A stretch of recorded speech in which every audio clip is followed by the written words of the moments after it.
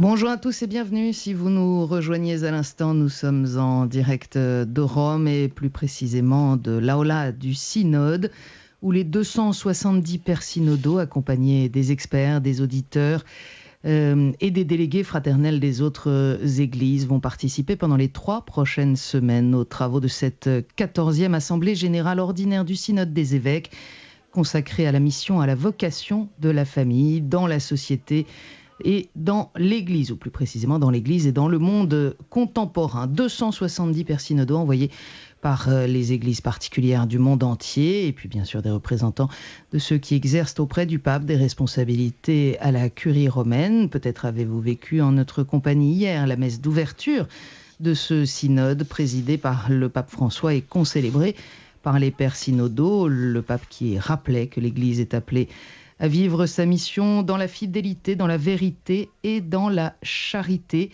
citant notamment Saint Jean-Paul II lorsqu'il disait « L'erreur et le mal doivent toujours être condamnés et combattus, mais l'homme qui tombe ou se trompe doit être compris et aimé ». Et d'ajouter « L'Église doit le chercher, l'accueillir, l'accompagner parce qu'une Église aux portes closes se trahit elle-même et trahit sa mission ». Au lieu d'être un pont, dit François, elle devient alors une barrière. Alors cette séance d'ouverture sera composé de discours que nous allons écouter.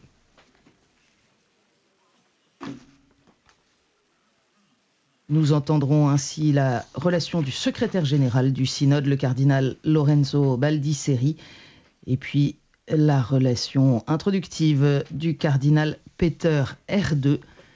Quelques mots aussi du président délégué. Vous savez qu'il y a 3 présidents délégués qui, à tour de rôle, à la demande du pape, assurent la présidence de séance. Parmi eux, l'archevêque de Paris, le cardinal André XXIII.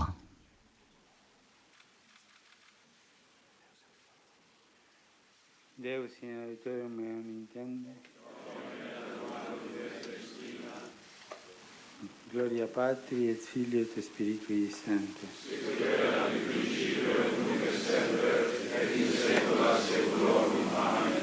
Alleluia.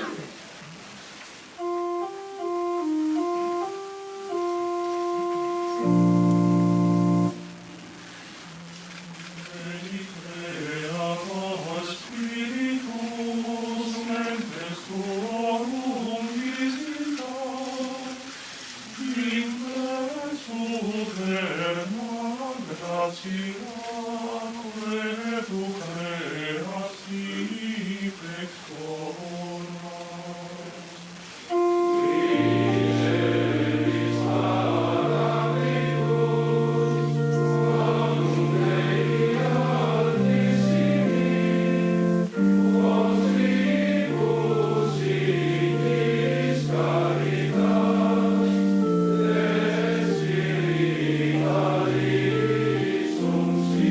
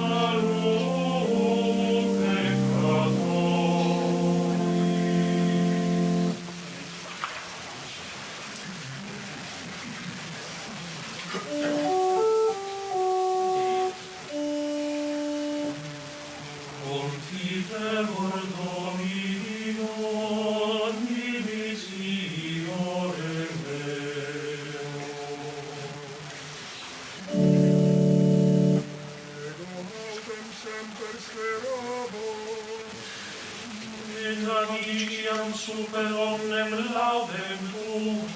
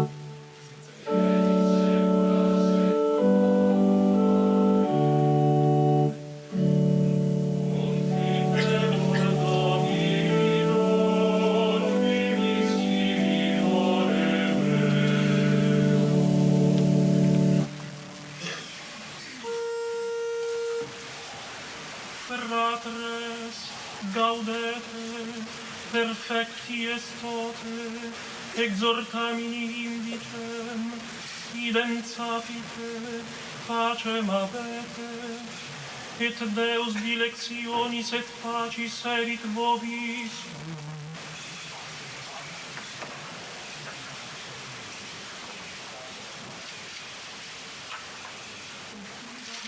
Comenzamos este sínodo con gran alegría. Es un camino empezado hace ya 2 años y nos llena de gozo encontrarnos de nuevo como hermanos, lo que acabamos de escuchar. Hermanos que venimos de los 4 puntos cardinales, convocados por Pedro, movidos por el amor al Señor Jesús y a la Madre Iglesia.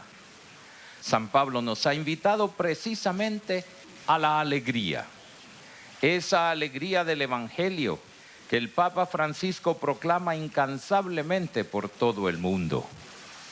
Pero como él mismo nos ha dicho, el gran riesgo del mundo actual, con sus múltiples y abrumadoras ofertas de consumo, es una tristeza individualista que brota del corazón cómodo y avaro, de la búsqueda enfermiza de placeres superficiales, de la conciencia aislada. A veces nos entristece escuchar cómo el mundo ha enfocado este sínodo pensando que venimos como dos bandos opuestos a defender posiciones irreductibles. Por eso, con Jesucristo siempre nace y renace la alegría. Más difícil es la segunda recomendación: sean perfectos. Somos conscientes de nuestros defectos y límites, pero el Señor que nos llamó es perfecto y sabe sacar bienes incluso de lo que puede parecer un mal, puesto que es el Espíritu Santo quien en definitiva guía a su iglesia. Él sabrá inspirar nuestros pensamientos, palabras y acciones, como decimos en la oración Agimus Tibi Gratias. Luego se nos ha dicho: anímense. No somos una iglesia en vía de extinción, ni mucho menos.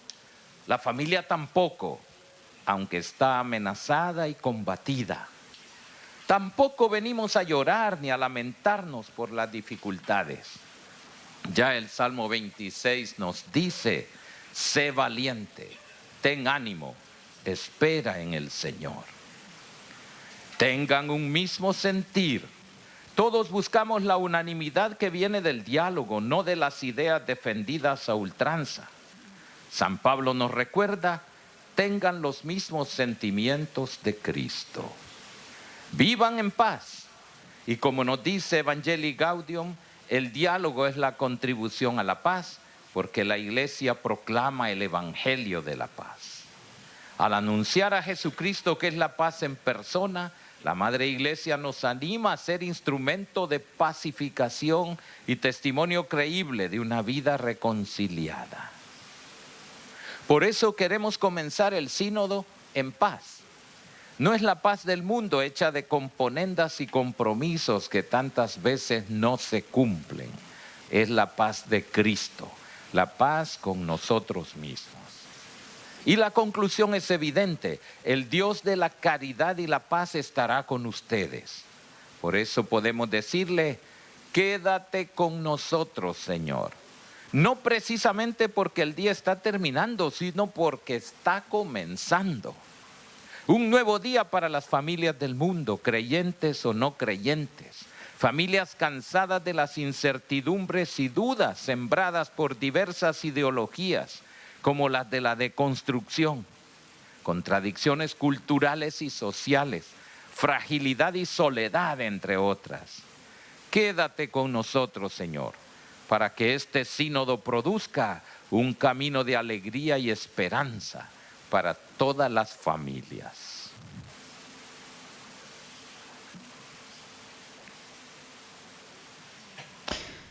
Voilà, bref commentaire de cette parole de l'office de tierce, invitant au dialogue comme moyen de gagner la paix à la suite du Christ.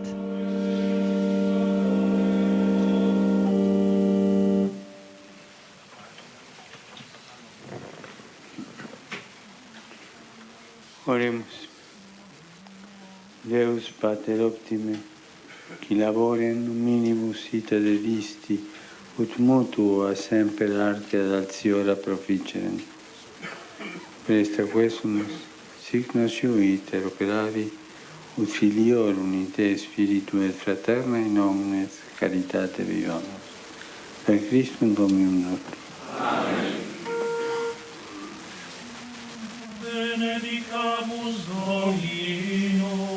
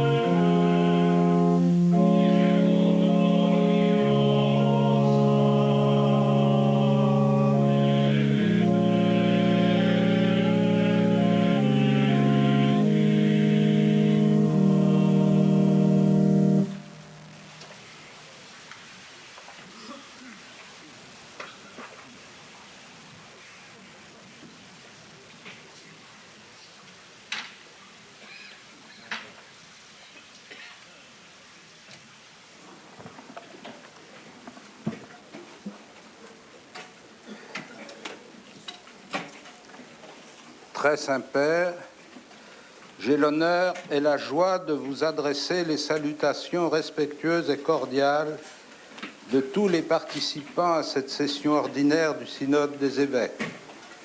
Ce sont les évêques, les auditeurs, les experts et tous les participants qui vous expriment par ma voix leur intention et leur résolution de travailler sous votre conduite pour que l'Église soit toujours plus fidèle à sa mission pastorale. Votre décision de tenir 2 sessions du Synode des évêques sur la mission de la famille dans le monde contemporain a porté ses fruits. Nous en avons été les témoins. Nos églises particulières se sont efforcées, selon leurs moyens, d'apporter leur contribution au travail commun en répondant au questionnaire qui devait alimenter l'Instrumentum Laboris. Notre synode est porté par l'Église. Le motu proprio Mitis Iudex Dominus Jesus, par lequel vous avez réformé les procédures concernant les procès canoniques sur la validité sacramentelle des mariages, donne une indication précieuse sur l'esprit dans lequel nous abordons cette phase du travail. Sans mettre en doute la tradition sacramentelle de notre Église, ni sa doctrine sur l'indissolubilité du mariage, vous nous invitez à partager nos expériences pastorales et à mieux mettre en œuvre les chemins de la miséricorde par lesquels le Seigneur invite tous ceux qui le souhaitent et qui le peuvent à entrer dans une démarche de conversion en vue du pardon. L'année de la miséricorde que vous avez promulguée pour toute l'Église est déjà sans aucun doute un signe d'espérance pour ceux qui sont accablés par la vie et qui aspirent à connaître une véritable libération. Déjà, nos diocèses se réjouissent d'être renouvelés dans leur mission d'annoncer la bonne nouvelle. Jésus est venu appeler et sauver les pécheurs, et il a été jusqu'à l'extrême de l'amour pour que les chemins de la grâce soient ouverts à tous ceux qui se tournent vers lui et qui s'avancent humblement vers les conditions d'une vie nouvelle.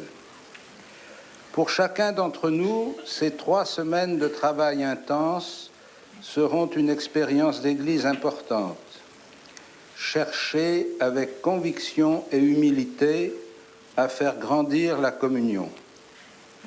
Malgré nos différences, nous ne voulons pas vivre ce temps comme une épreuve de force dont les micros et les caméras seraient les arbitres.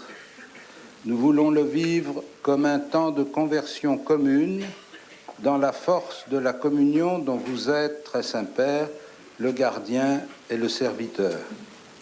Par l'intercession de la Sainte Famille, nous prions l'Esprit du Seigneur de nous éclairer et de nous donner la force de désirer ce qui plaît à Dieu. Voilà le mot d'introduction du président délégué du jour, le cardinal archevêque de Paris, André XXIII. Nous allons maintenant entendre le secrétaire général du synode, le cardinal Baldisseri.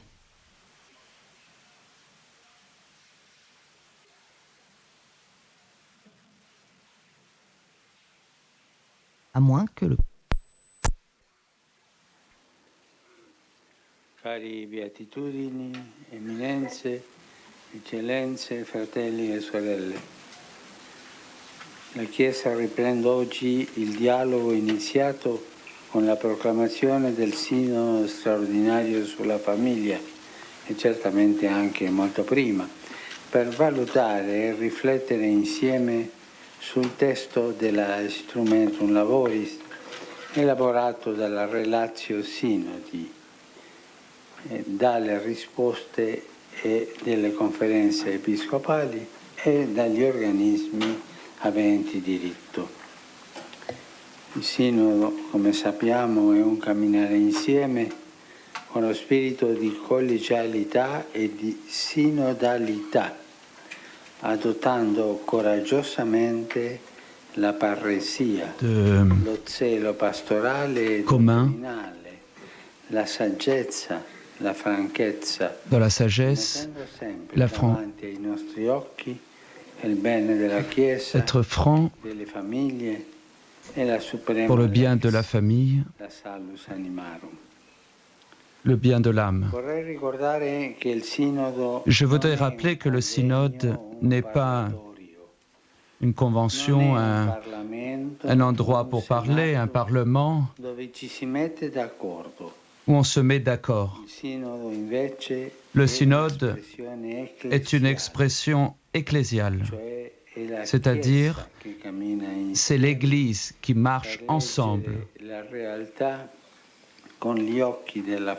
pour pouvoir voir la réalité avec les yeux de la foi et le cœur de Dieu.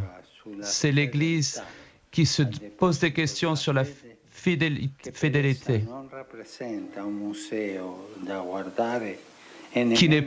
parce que la foi n'est pas un musée à garder, mais c'est une foi vive, une source vive où l'Église peut boire le dépôt de la foi et de la vie. Le synode travaille dans le sein de l'Église et nous en faisons partie comme pasteurs et donc comme serviteurs. Le synode est aussi un espace protégé où l'Église expérimente l'action de l'Esprit Saint qui parle avec la langue de chacun, avec un Dieu qui surprend toujours, en particulier les petits, ce qu'ils cachent.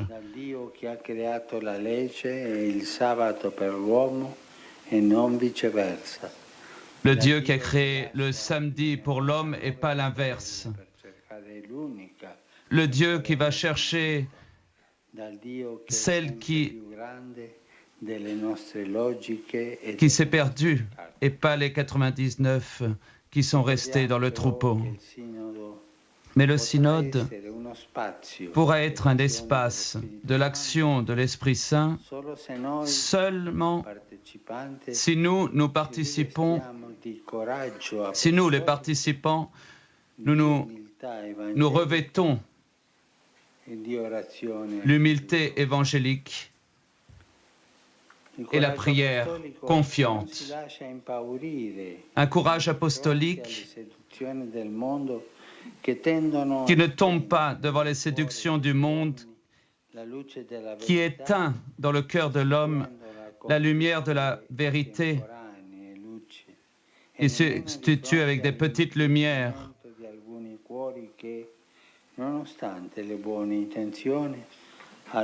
ou des cœurs qui deviennent pierres et qui rendent loin, renvoient les personnes.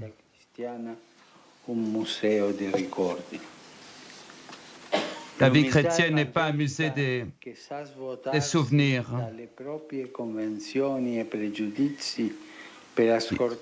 Il faut savoir se vider de ses idées pour se remplir de Dieu. Une humilité qui n'est pas pour juger les autres, mais pour tendre la main, pour les relever, sans jamais se sentir supérieur à eux. L'action confiante est une action du cœur qui s'ouvre à Dieu.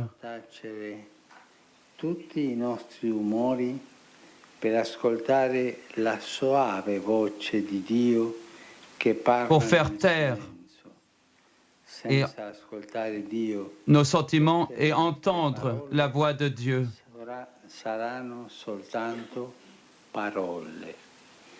Si l'on n'entend pas la voix de Dieu, nos paroles ne sont que paroles qui ne servent à rien. Sans nous laisser conduire par l'Esprit Saint. Toutes nos décisions sont seulement des décorations qui, au lieu d'exalter l'Évangile, le couvrent et le cachent. Chers frères, comme je vous l'ai déjà dit, le synode n'est pas un parlement où pour trouver un consensus, un accord commun, on fait des négociations, des compromis. Mais l'unique méthode du synode est de s'ouvrir à l'Esprit Saint avec courage apostolique, avec humilité évangélique et avec une prière confiante, pour que ce soit lui qui nous guide, qui nous illumine et qui nous fasse mettre devant les yeux avec nos avis, mais avec la foi de Dieu, la foi dans le magistère et pour le bien de l'Église et pour le bien des âmes. Je voudrais vous remercier. Je voudrais remercier son éminence, le cardinal Baltiseri, qui est le secrétaire général du synode. Son Excellence, Monseigneur Fabeni, le sous-secrétaire. Et avec eux, je remercie le relateur général, le cardinal R2, et le secrétaire spécial, son Excellence, Monseigneur Bruno Forte. Les présidents délégués, les consulteurs, les traducteurs et tous ceux qui ont travaillé avec une vraie fidélité et dédication à l'Église, merci beaucoup. Merci de cœur. Je remercie aussi vous tous, pères synodaux, assesseurs, frères, pour votre participation fructueuse.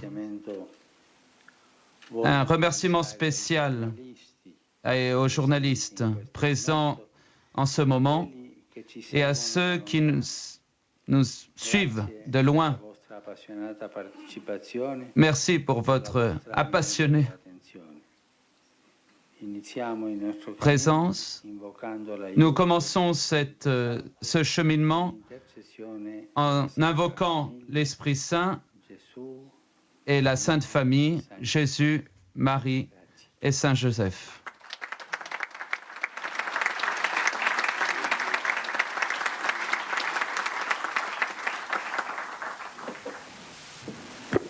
La parole est maintenant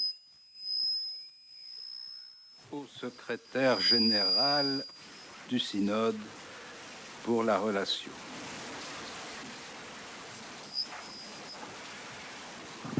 Beatissimo Padre, Très Saint Père, Éminence, béatitude, excellence, frères et sœurs, c'est avec joie et émotion que je prends la parole au début de la 14e Assemblée générale ordinaire du Synode des évêques, dédiée à la vocation et à la mission de la famille dans l'Église et dans le monde contemporain. Au nom des pères synodaux, je désire remercier votre sainteté pour avoir dédié au synode cette réflexion sur un thème aussi important et transversal qui regarde non seulement les catholiques, mais tous les chrétiens et l'humanité entière. Et que pour ces raisons, se trouve au centre de la mission pastorale de l'Église. Comme en effet proclame l'introduction de la Constitution Gaudium et Spes du Concile Vatican II, dont on va célébrer le 50e anniversaire de sa conclusion, joie, les espérances, les douleurs, les angoisses des hommes de notre temps, surtout des pauvres et de ceux qui sont affligés, sont aussi les joies, les espérances, les douleurs, les angoisses de tous les disciples du Christ. Et il n'y a rien de plus humain qui ne se trouve dans leur cœur. Dans le discours du Saint-Père durant la veille de prière de la préparation de la 3e Assemblée générale extraordinaire de l'octobre 2014, nous trouvons un écho de ces paroles et une application au thème de notre réflexion. C'est significatif comme, même dans la culture individualiste, qui dénature et rend éphémères les liens, dans tous ceux qui sont nés de femmes, il reste vivant un besoin essentiel de stabilité, une porte ouverte, de quelqu'un à qui on doit créer des liens, partager, raconter sa vie, une histoire auquel on appartient. La communion de vie faite par les époux, l'ouverture au don de la vie, le garder réciproquement, la rencontre, la mémoire des générations, l'accompagnement éducatif, la transmission de la foi chrétienne aux enfants. Avec tout ça, la famille continue à être une école d'humanité, un contribut indispensable à la société juste et solidaire. Un salut, je désire faire un salut aux membres de l'Assemblée synodale qui sont réunis en représentation de tout l'épiscopat catholique.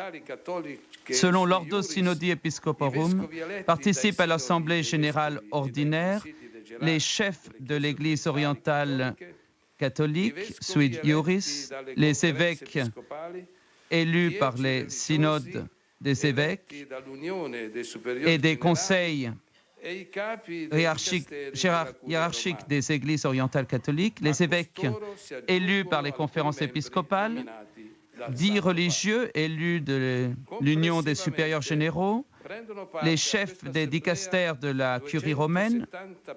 À cela s'ajoutent les membres nominés par le Saint-Père. En tout, prennent part de cette assemblée 270 pères synodaux, 42 ex officio,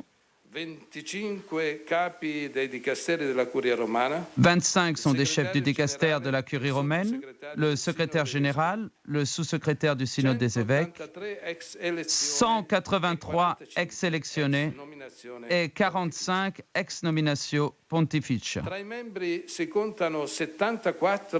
Parmi ces membres, on compte 74 cardinaux, du coup un patriarche et 2 archevêques majeurs, 6 patriarches, un archevêque majeur, 72 archevêques dont 3 titulaires, 102 évêques, dont 6 auxiliaires, 3 vicaires apostoliques et un émérite, 2 prêtres diocésains, tous 2 curés, et 13 religieux. Notre assemblée est composite. Elle est la représentation de la catholicité de l'Église. Et elle reflète la sensibilité et fait ressonner et fait entendre les voix de tous les continents. Cette assise synodale a récemment affirmé le Saint-Père, a un respire mondial qui correspond à la dimension universelle du christianisme, mais aussi à une portée universelle pour toute la communauté humaine, en particulier la famille. En même temps, le synode, avec le synode des évêques, qui agit cum Petro et sub Petro, qui est la tête et le gardien de l'unique, le chef et le gardien de l'unique troupeau du Christ, devient pour nous une manifestation de l'unité de l'Église catholique édifiée sur le fondement apostolique de Simon-Pierre, la roche. Il est le disciple choisi par le Maître pour confirmer ses frères dans l'unique foi. Récemment, le Saint-Père aux évêques des États-Unis d'Amérique exhortait comme pasteur de l'Église à travailler constamment pour l'unité et dans l'unité. La grande mission que le Seigneur nous donne avait affirmé le pape, nous le faisons dans la communion, de manière collégiale. L'Église, qui est une tunique unique du Seigneur, ne peut être divisée, fractionnée. Notre mission épiscopale est d'abord dans l'unité. Elle contient et détermine la parole de Dieu. Elle en est l'unique. Elle est déterminée par la parole de Dieu et de l'unique pain du ciel. Notre ministère, a déclaré le pape François en parlant aux évêques invités à la 8e rencontre mondiale de la famille, a dit qu'on a besoin de développer l'alliance de l'Église et de la famille. Dieu nous concède le don de cette nouvelle proximité entre la famille et l'Église. La famille en a besoin, l'Église en a besoin, les pasteurs en ont besoin. Je voudrais saluer aussi les 14 délégués fraternels qui représentent les églises et les communautés ecclésiales. Cette présence ravive en nous la volonté de travailler ensemble pour créer l'unité pleine et visible de l'Église du Christ, qui même sur le thème de la famille, tous les chrétiens sont appelés à trouver un chemin commun pour que le témoignage concorde et soit crédible aux yeux du monde. Je voudrais remercier aussi les 24 experts qui ont été désignés pour leurs compétences, pour aider dans les travaux synodaux en qualité de collaborateurs du secrétaire général spécial. Et aux 51 auditeurs qui viennent de toutes les parties de la planète. Parmi eux, de nombreux spécialistes et opérateurs de la pastorale de la famille, mais surtout, comme l'année dernière, de nombreux époux appelés à enrichir le synode avec leur expérience quotidienne de vie familiale, faite de joie et d'épreuves. Pour être exact, il y a 17 couples parmi les auditeurs et les experts. C'est significatif, cette présence en particulier féminine. Et nous attendons une contribution spéciale pour que le synode puisse regarder la famille avec un regard tendre, avec attention pour les femmes et des femmes. Enfin, je voudrais remercier les assistants, les traducteurs, le personnel technique, tous les collaborateurs de la secrétaire générale du synode des évêques et également remercier le sous-secrétaire, son Excellence Monseigneur Fabio Fabene, qui a travaillé pour la préparation de l'Assemblée et pendant toute la durée, devront travailler encore pendant toute la durée de ce synode, avec générosité et constance. La 14e Assemblée générale ordinaire se fait dans un moment particulier de grâce pour toute l'Église, parce que il y a 50 ans, terminé le Concile Vatican II, et comme avait dit Saint Jean-Paul II, la grande grâce qu'a reçue l'Église a bénéficié à tout le XXe siècle. Il a été offert une boussole sûre pour orienter le chemin du siècle qui s'ouvre. Déjà dans le message au peuple de Dieu de la seconde Assemblée générale extraordinaire du Synode des évêques, convoqué à l'occasion du 20e anniversaire de la fin du Concile, les pères synodaux avaient exprimé leur conviction que le Concile œcuménique a été un don de Dieu à l'Église et au monde, une source offerte d'Esprit Saint à l'Église pour aujourd'hui et pour demain. Après 50 ans, le Concile Vatican II reste pour nous, comme a affirmé plus récemment Benoît XVI, un fort appel à retrouver chaque jour la beauté de notre foi, à connaître un peu plus profondément et plus intensément le rapport avec le Seigneur et à vivre jusqu'au fond notre vocation de chrétien. En second lieu, nous vivons un moment de grâce parce que le synode des évêques vit aussi son 50e anniversaire de son institution, qui, pour la volonté du Saint-Père, commémore solennellement le matin du samedi 17 octobre. Dans la pensée du bienheureux Paul VI, qu'il a institué le 15 septembre 1965, le synode devait perpétuer dans l'Église l'esprit du Vatican II afin qu'il puisse, après la conclusion de cette assemblée qui continue à donner au peuple chrétien ces bénéfices que durant le concile, il avait reçus en union avec le pape et les évêques. En troisième lieu, l'Assemblée synodale se situe dans l'éminent jubilé extraordinaire de la miséricorde, voulu par le pape François le 11 octobre dernier, l'11 avril dernier, et qui reçoit une lumière particulière et une orientation précise. La miséricorde est ce qui soutient la vie de l'Église, proclame le pape dans la bulle d'indiction. Toute l'action pastorale doit être faite avec tendresse, dans la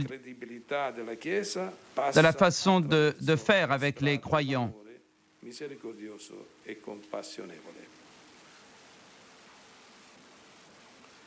La crédibilité de l'Église passe à travers un chemin d'amour miséricordieux et de compassion. En regardant ce qui passe, en regardant le passé, ce n'est pas difficile de constater que la présente Assemblée synodale se fait à la fin d'un long chemin dont nous sommes appelés à recueillir les fruits. L'intention que nous continuons est celle d'annoncer avec joie et conviction la bonne nouvelle sur la famille. En sachant, comme l'avait exprimé Saint Jean-Paul II dans la 5e Assemblée générale ordinaire du Synode en 1980, dédiée à la famille chrétienne, que l'avenir de l'humanité passe à travers la famille. Dans un moment où, comme a dit le Saint-Père, la famille est menacée, peut-être sans précédent à l'intérieur et à l'extérieur, nous désirons reproposer l'importance et surtout la richesse et la beauté de la vie familiale. Le chemin synodal, qui a commencé en 2013, peu après l'élection du pape François, et en effet dans l'audience qui avait été donnée au secrétaire général du synode, son Excellence Monseigneur Nicolas Eterovitch, le 4 juillet dernier, le Saint-Père, après avoir pris en considération les propositions avancées par le 13e Conseil ordinaire du secrétariat général, indiquaient que pour la prochaine Assemblée synodale, le thème puisse voir la vocation de la personne et de la famille humaine. Et donc, successivement, l'audience du secrétaire général, qui avait été faite le 23 août 2013, sa sainteté avait décidé de convoquer la 3e Assemblée générale extraordinaire du Synode des évêques sur le thème des défis pastoraux de la famille. Et enfin, après la nomination du nouveau secrétaire général et une nouvelle convocation du Conseil ordinaire du secrétariat, la décision du texte des lineamenta en vue de l'Assemblée du 8 octobre 2013, le pape François, officiellement, pour la période entre le 5 et le 19 octobre de l'année dernière, avait appelé à la 3e Assemblée générale extraordinaire du Synode des évêques sur le thème « Les défis pastoraux de la famille dans le contexte de l'évangélisation ». Selon la base de l'Ordo Synodi, L'indiction d'une assemblée générale extraordinaire répond à la nécessité de traiter une matière qui, même si elle regarde, si elle est pour le bien de l'Église universelle, elle exige aussi une rapide définition. La famille apparaît en effet d'importance cruciale en raison des grandes transformations qui la touchent. Un thème que l'on ne peut laisser de côté pour la mission de l'Église. Successivement, le 5 novembre, à l'occasion de la présentation des Lineamenta, a été publié le fait que l'Assemblée générale extraordinaire de 2014 aurait été suivie en octobre 2015 d'une Assemblée générale ordinaire sur le thème de la famille. Vu que cela touchait la doctrine et qu'il fallait le faire avec prudence et selon l'avis de tout l'épiscopat catholique. Cette initiative inédite d'affronter ce thème en 2 étapes, fruit de la créativité pastorale du pape François, a tout de suite suscité un intérêt extraordinaire dans l'Église et dans de nombreux secteurs de la société civile. Le 29 décembre 2013, en l'occasion de la fête de la Sainte Famille, célébrée avec une solennité particulière dans certains lieux de la chrétienté, en particulier à Nazareth, Lorette et Barcelone, le Saint-Père a offert à l'Église de l'accompagner dans ce chemin synodal avec une prière constante.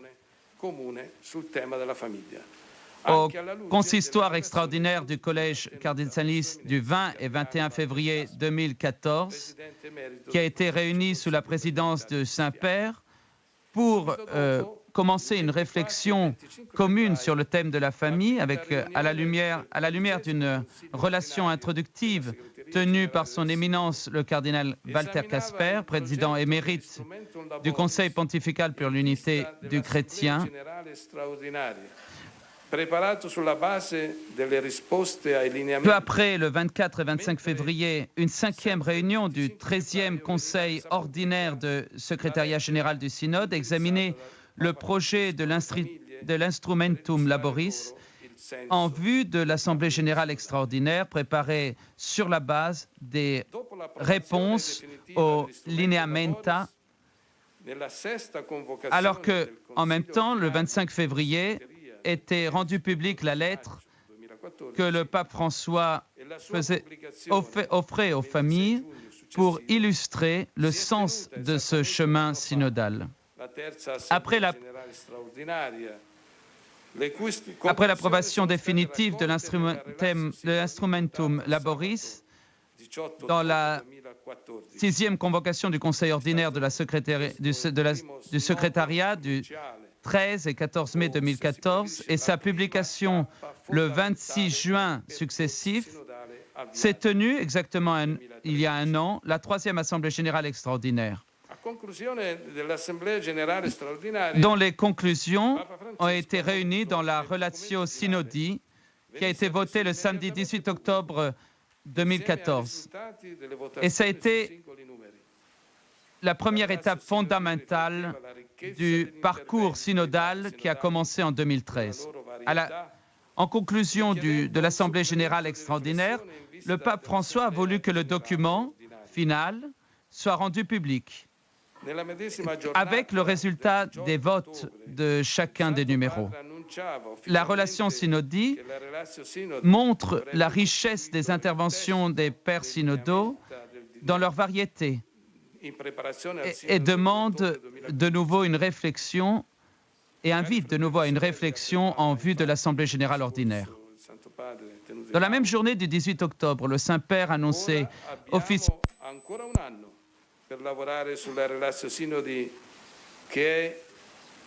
il riassunto fedele e chiaro di tutto quello che è stato detto e discusso in questa aula e nei circoli minori e viene presentato alle conferenze episcopali come lineamenta.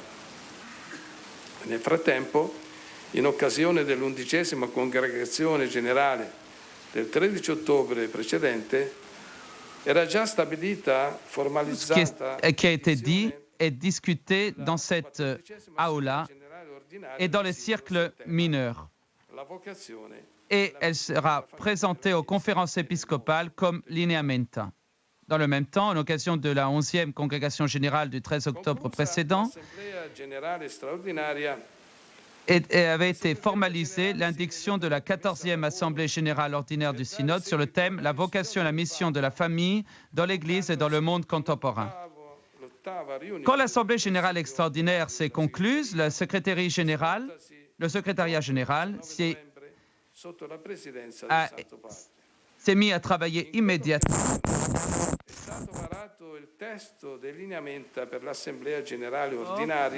La 8e réunion du Conseil ordinaire de la du secrétariat qui s'est faite le 18 et 19 novembre sous la présidence du Saint-Père. En cette circonstance, a été décidé le texte des lineamenta pour l'Assemblée générale ordinaire qui comprend la relatio synodi, suivie de 46 demandes pour connaître et approfondir, pour connaître comment avait été reçu l'approfondissement par l'Église universelle. Le 9 décembre suivant, le document a été transmis au synode des évêques orientales catholiques, sui iuris, des conférences épiscopales, au dicaster de la curie romaine et aux autres sujets ayant droit, avec l'invitation de nous faire, de faire parvenir les réponses avant le 15 avril 2015. Le 21 novembre 2014, étaient rendues publiques les premières nominations du Saint-Père en vue de l'Assemblée synodale, en particulier des présidents délégués, du relateur général, du secrétaire spécial. Alors, comme à la différence de l'Assemblée générale extraordinaire, le nombre des présidents délégués qui ont le devoir de présider l'assise est nommé par l'autorité du souverain pontife, est devenu non plus 3, mais 4. Les cardinaux André XXIII, Luis Antonio Tagle, Raimundo Damasceno, Assis, qui avait déjà présidé en octobre 2014, et venait ajouter le cardinal Wilfrid Fox Napier, archevêque de Durban en Afrique du Sud. La relation générale, le relateur général et le secrétaire spécial sont nommés par son éminence le cardinal Peter Erdo, archevêque de Budapest, et son Excellence Monseigneur Bruno Forte, archevêque de Chieti Vasto, qui avait exercé les mêmes fonctions à l'Assemblée générale extraordinaire. Cette décision du Saint-Père voulait souligner la continuité entre les deux assemblées synodales à l'intérieur d'un même chemin de réflexion partagé. Malgré le peu de temps, un nombre important de réponses sont parvenues au secrétariat général au cours de la première partie de l'année, confirmant l'intérêt extraordinaire que suscite ce thème et la participation très active de tout le peuple de Dieu. Cette période intersynodale a été une occasion de auditus ecclesiae, c'est-à-dire d'écoute de ce que l'Esprit dit à l'Église dans la multiplicité de ses de ses membres, en particulier à travers les familles chrétiennes. Ces familles chrétiennes, en effet, ont compris que le synode est quelque chose qui s'occupe d'eux, res nostra agitur, et qu'il veut en particulier s'adresser à eux, à ces familles, avec enthousiasme dans ce moment difficile. Le secrétariat général a reçu 102 réponses de la part des organismes ayant droit. À cela s'ajoutent 400 osservazioni envoyées par les diocèses et les paroisses, les associations ecclésiales, les groupes de fidèles, les mouvements, les organisations civiles et les chrétiens.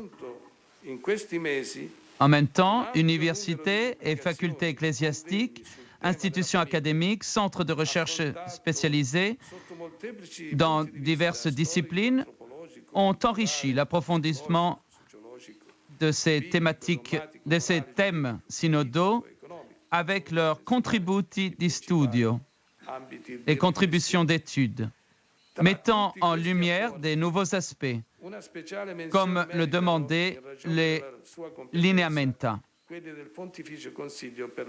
Pendant ce temps, le secrétariat général a eu l'aide aussi de différents consulteurs nommés le 14 mars dernier et le conseil de numéros experts. À cela s'ajoutent, dans ces derniers mois, de nombreuses publications et réunions sur le thème de la famille, affrontées selon de multiples points de vue, historiques, anthropologiques, culturels, psychologiques, sociologiques, bibliques, dogmatiques, morales, juridiques, politiques, économiques. Ce sont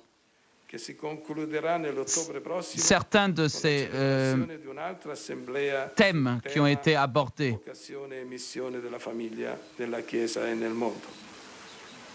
De tous ces apports, il faut rajouter aussi l'apport du Conseil pontifical pour la famille, comme celui des institutions de la Curie romaine et des diverses conférences épiscopales.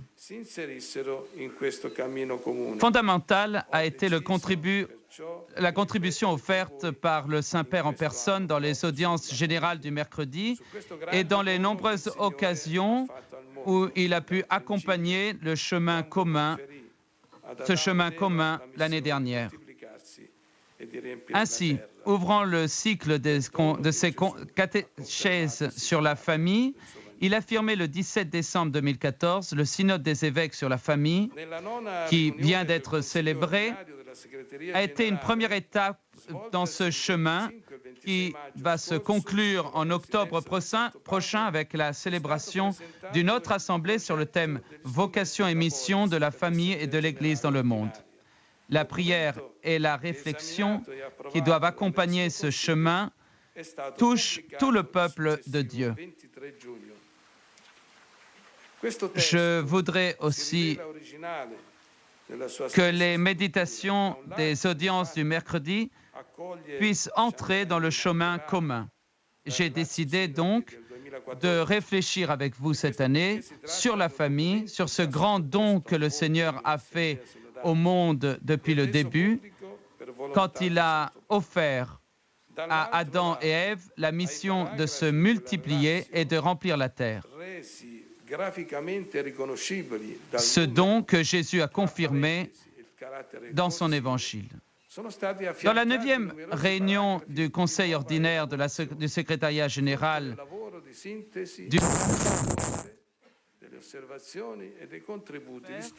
a été présenté le projet de l'Instrumentum Laboris de l'Assemblée générale ordinaire, document qui a été examiné et approuvé par le Conseil et qui a été publié le 23 juin dernier. Ce texte est assez original dans sa structure.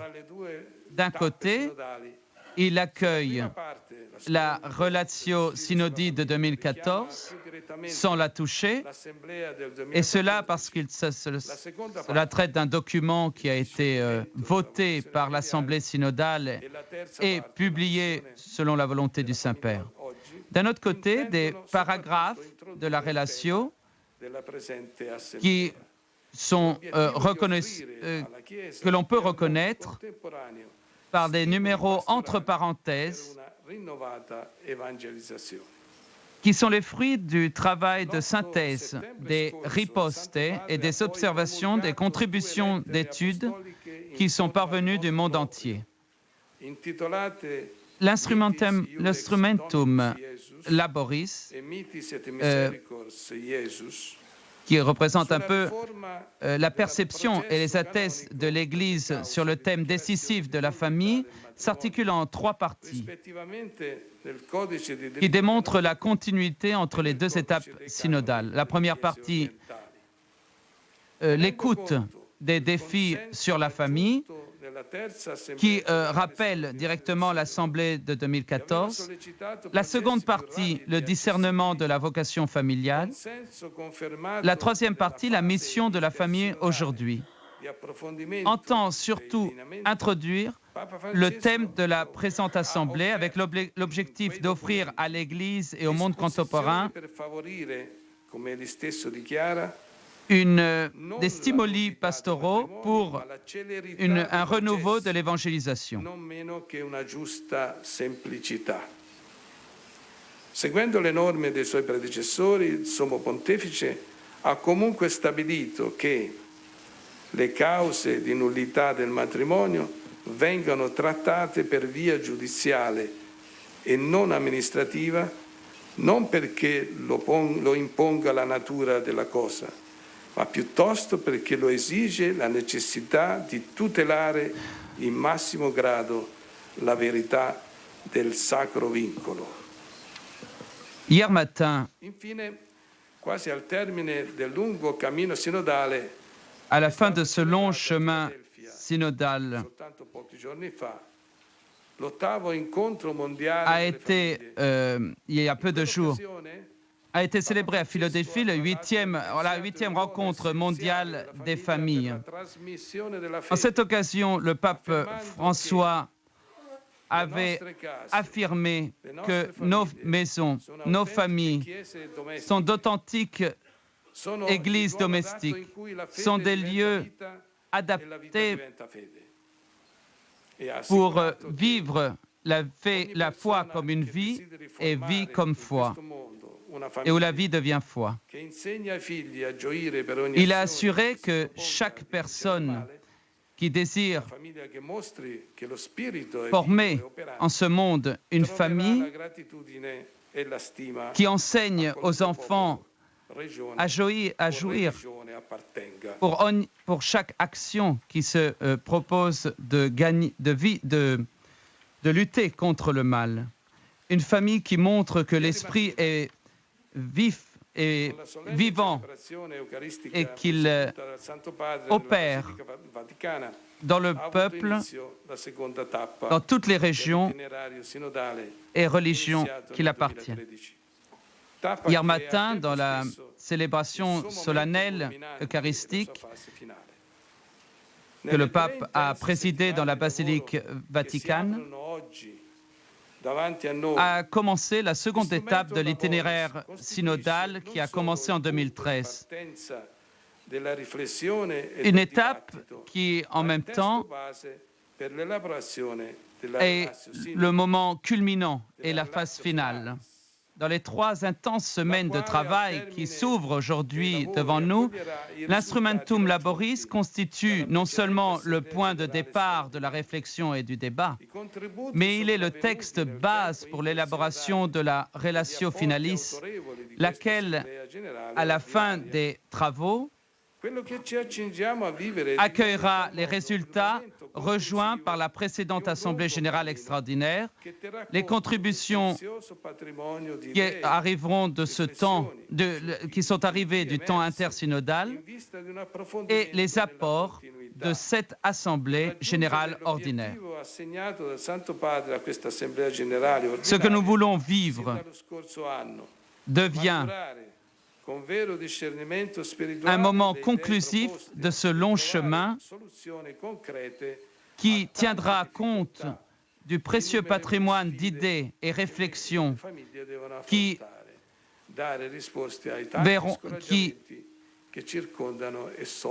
seront données en vue d'un approfondissement de la continuité pour rejoindre l'objectif que nous a donné le Saint-Père à cette Assemblée générale ordinaire depuis l'année dernière.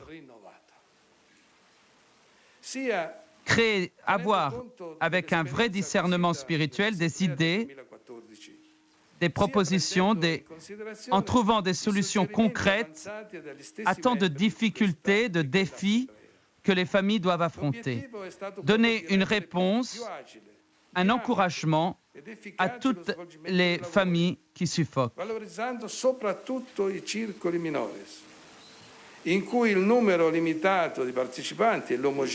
Pour favoriser cela, la méthodologie de l'activité synodale a été revue en partie, en tenant compte de l'expérience de l'Assemblée de 2014 et en prenant en considération les propositions avancées par certains membres de cette Assemblée. L'objectif est de rendre plus agile, dynamique, efficace les travaux en valorisant en particulier les circoli minores où le nombre limité de participants et l'homogénéité des langues permettent un dialogue franc et nécessaire pendant les travaux du synode. Je désire maintenant illustrer la modalité de ces travaux en vous rappelant que vous pourrez voir plus profondément, vous pourrez approfondir cela dans le vademecum qui vous a été donné. Ce vademecum contient des informations complètes et détaillées de la procédure des activités de l'Assemblée et c'est un instrument indispensable pour suivre les travaux. À la fin de mon intervention, prendra la parole le cardinal Peter Erdo, qui fera la relation générale. Successivement, les activités synodales vont s'articuler sur la base de la tripartition de l'instrumentum laboris. Et comme ça, nous aurons en face de nous les 3 unités de travail et dans chacune d'elles, nous pourrons prendre en examen une des parties qui divisent le document.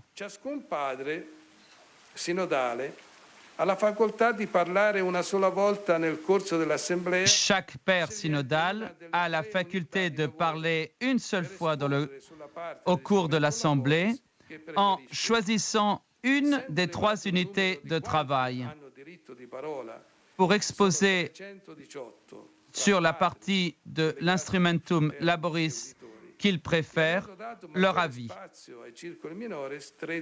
Étant élevé le nombre de ceux qui ont le droit à la parole et ayant donné plus d'espace aux circuli minores, à chacun sera consenti d'intervenir dans l'aula pour un temps maximum de 3 minutes, alors que nei circuli, vous aurez la possibilité de le faire de manière illimitée. Comme dans le passé, certaines congrégations générales proposent des moments d'une durée d'1 heure chacun, dédiés à des interventions libres des pairs. En même temps, il est toujours possible de présenter au secrétariat général en version papier et informatique des textes prononcés dans l'aula ou d'autres textes de forme écrite. À la fin des congrégations générales, les interventions des pères synodaux seront recueillies dans une synthèse qui constituera un développement pour l'instrumentum laboris. Cela a été confié au relateur général et au secrétaire spécial, aidés par des experts. La synthèse des interventions organisée autour de la structure de l'instrumentum laboris sera traduite et consignée dans les respectives langues aux circuli minores, qui seront au total 13, 4 en anglais, 3 en français, 3 en italien, 2 en espagnol-portugais et 1 en allemand. À la lumière de la réflexion et du débat sur le texte reçu, les circuli vont élaborer des modi collectifs à l'instrumentum laboris qu'ils retiendront opportuns. Au retour dans l'aula, les respectifs relateurs présenteront la relation synthétique des travaux des circuli minores est consignée au secrétariat général. I modi élaborés dans les circuli pour l'amendement du texte. La Commissione per l'elaborazione della Relatio Finalis. Essa è composta dal relatore generale che la presiede, dal segretario generale, dal segretario speciale, da 7 padri sinodali di nomina pontificia, uno per continente, considerando distintamente l'America settentrionale e l'America Latina e dei Caraibi, più un religioso. I nomi dei 7 sono i seguenti. D'unités de travail, il y a 3 parties de l'instrumentum laboris. L'examen des modi avera sur la coordination du relateur général avec la collaboration du secrétaire spécial, des experts, de toutes les relations des circuli. Le 16 octobre, la réflexion synodale sera enrichie de l'audition des délégués fraternels qui parleront le matin et des auditeurs qui interviendront l'après-midi. Comme il est avenu dans la dernière Assemblée générale extraordinaire, le Saint-Père a institué la commission pour l'élaboration de la relation finalis. Elle est composée du relateur général, qui la préside, du secrétaire général, du secrétaire spécial et des 7 pères synodaux nominés par le Saint-Père, un par continent, un religieux, un d'Amérique septentrionale et un d'Amérique latine et des Caraïbes. À la lumière de l'expérience de l'Assemblée générale extraordinaire de 2014,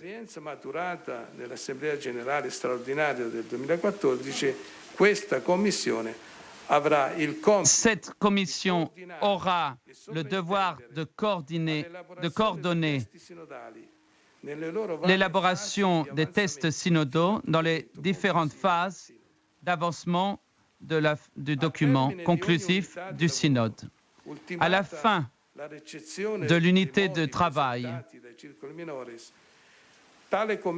avec la réception des modi présentés au circuli minores,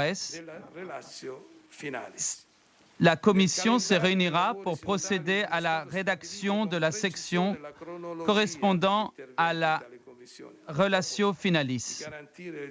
Dans le calendrier des travaux synodaux a été établie avec précision la chronologie des rencontres de cette commission pour garantir en temps nécessaire l'intégration des modi. Et ce sera le secrétariat général qui convoquera à chaque fois les membres de la commission. À la fin de la troisième unité de travail, la commission se réunira encore pour élaborer le projet de la relatio finalis, qui est fruit du travail collégial qui, partant de l'instrumentum laboris,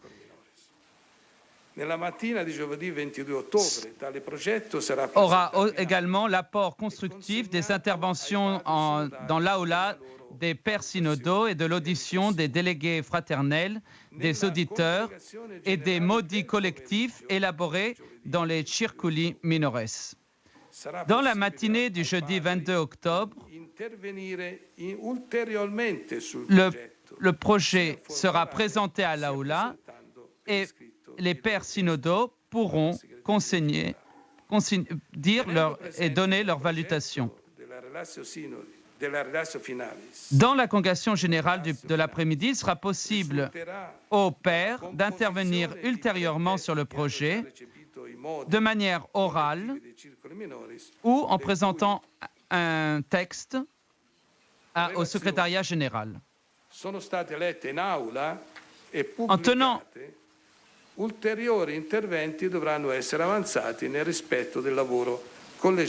projet de la relatio finalis sera le résultat de la composition de 3 textes qui ont déjà reçu les modi collectifs des circoli minores.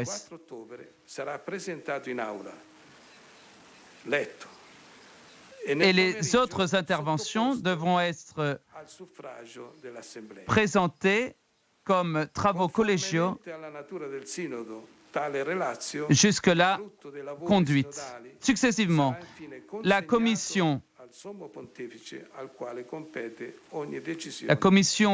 qui élabore le texte définitif de la relatio finalis, le matin du samedi 24 octobre, présentera le texte en aula et l'après-midi le présentera au suffrage de l'Assemblée. Conformément à la nature du synode, cette relation, fruit du travail synodal, sera donnée au souverain pontife qui décidera de la publier ou non. Je désire signaler, en parlant de l'Assemblée générale ordinaire, que l'Ordo Synodi prévoit que dans le cours des travaux,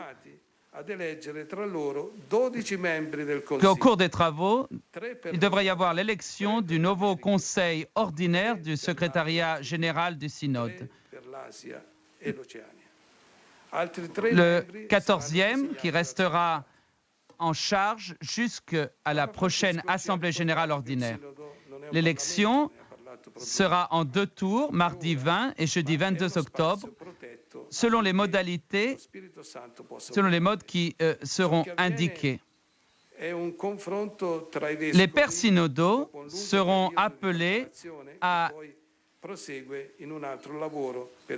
voter les 12 membres du Conseil, 3 pour l'Europe, 3 pour les États-Unis, pour l'Amérique, 3 pour l'Afrique, 3 pour l'Asie et l'Océanie. Et 3 membres seront désignés par le Saint-Père. Le pape François nous a rappelé que le synode n'est pas un parlement, mais un espace protégé afin que l'Esprit Saint puisse opérer. Ce qui va se passer, c'est une discussion entre évêques après un long moment de préparation. Et le pape dit a ajouté que ce travail, pour le bien de la famille, de l'Église et de la société, est un processus dans le normal cheminement synodal. Ces paroles nous offrent des indications précieuses en ce qui concerne l'information sur l'activité du synode.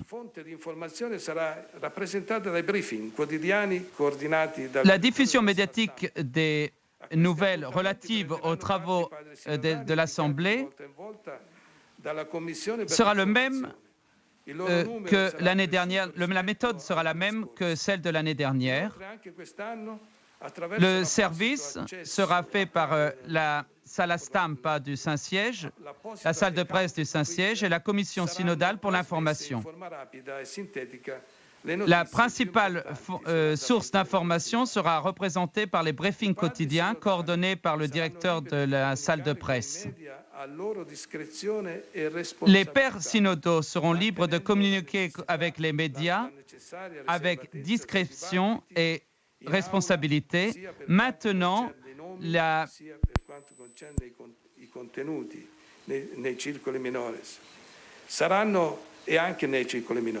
Saranno pubblicate di volta in volta le relazioni presentate dai circoli, mentre le varie fasi di elaborazione del documento finale rimarranno riservate, considerando che il testo è suscettibile di continuo durant l'élaboration des documents. Ed ora concludo in preghiera per il Sinodo. Et enfin, je conclus avec la fin du... Ha esortato la Chiesa intera all'orazione fiduciosa e costante. A tal proposito, egli stesso ha composto una preghiera diffusa già il 29 dicembre 2013.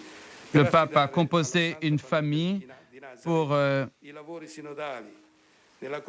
proposer les travaux synodaux à la Sainte Famille. A riscoprire la vocazione e la missione della famiglia. Pour retrouver la vocation et la mission de la famille avec l'exemple lumineux de Jésus, Marie et Joseph.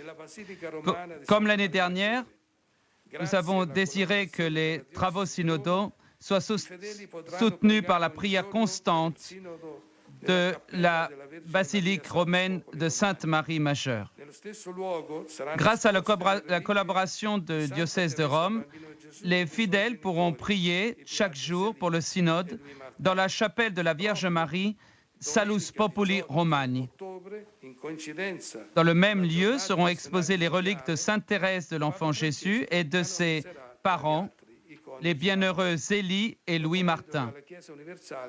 Dimanche 18 octobre, en coïncidence avec la journée missionnaire mondiale, la journée mondiale missionnaire, le pape François canonisera les époux Martin en les proposant à l'Église universelle comme modèle de sainteté familiale.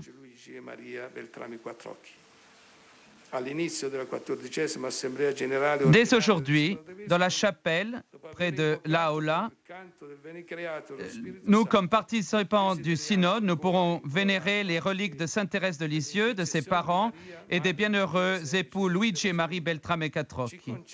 Au début de cette 14e Assemblée générale ordinaire du synode des évêques, après avoir invoqué le chant du Veni Creator de l'Esprit Saint, nous désirons encore implorer l'intercession de Marie, mère de l'Église et reine de la famille, pour qu'elle puisse nous faire vivre une expérience authentique d'union fraternelle dans la recherche du bien pour toutes les familles qui, comme l'a rappelé le Saint-Père dans son voyage apostolique à Cuba, ne sont pas un problème, mais une opportunité. Une opportunité à protéger et accompagner. Ayant repris son souffle pendant vos applaudissements, il est prêt maintenant à donner les avis qui introduisent le café.